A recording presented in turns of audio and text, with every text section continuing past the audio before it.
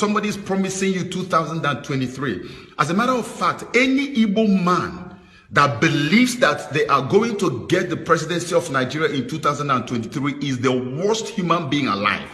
You are the most brainwashed and brain dead person walking on the surface of this earth today. You are the most deranged and degraded person alive.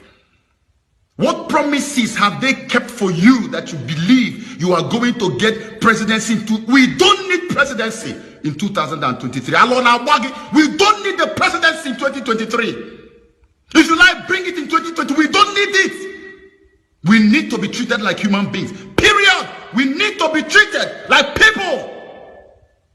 We are going to get what we are looking for. I'm only just making this video to correct that nasty impression. But if it's for freedom, you watch. The game is on. We will get our freedom. We will be treated like humans, and we will get our fair share. The battle is on. God bless you.